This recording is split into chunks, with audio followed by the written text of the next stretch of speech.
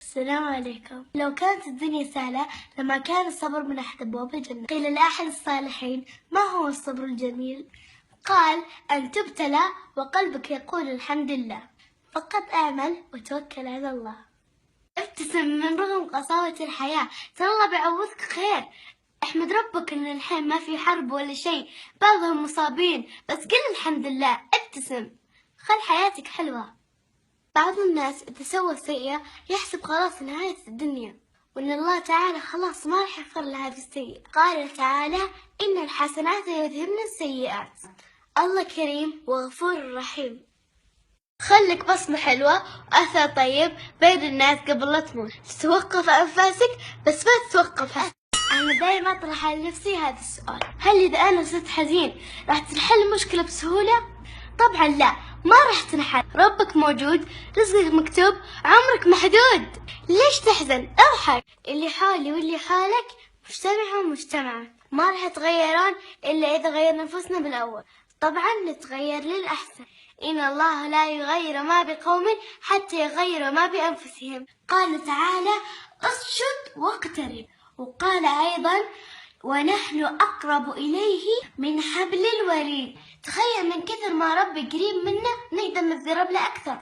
هذه الدنيا أمس عشناه وما راح يرجع، اليوم بنعيشه وراح يروح، بكرة ما ندري ايش بيصير. صافح وسامح ودع الخلق للخالق.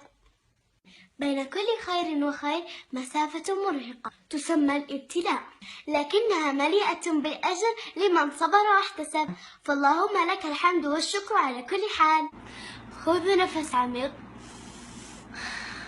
طب قول الحمد لله. حسيت براحة؟ قال عليه أفضل الصلاة والسلام: أفضل عباد الله يوم القيامة هم الحمادون. الواحد شاف نفسه وصلح أغلاطه كان الحين كلنا بخير. يفتش عن عيوب الناس، هم ما شاء الله ملاك ما عنده ولا ذنب. اترك عنك عيوب الناس وخليك بنفسك، دع الخلق للخالق. عسى ما شفنا شيء إلا فتحنا عيوننا فيه. وين المشكلة ما نقول ربي يبارك لك ويرزقنا نفس ما يرزق؟ وش المشكلة لو قلنا ما شاء الله؟ ليش الحسد صار شيء عادي؟ وإيش الحل؟ أنت ستعيش مرة واحدة في هذا العالم، إذا أخطأت اعتذر، وإذا فرحت عبر، فلا تكن معقد. والأهم لا تكره ولا تحسد ولا تحقد. المحظوظون ثلاثة، وهم: من ترك الدنيا قبل أن تتركه، ومن بر بوالده قبل أن يفارقه، ومن أرضى خالقه قبل أن يلقاه. تكفى جل لطفكم في أمان الله.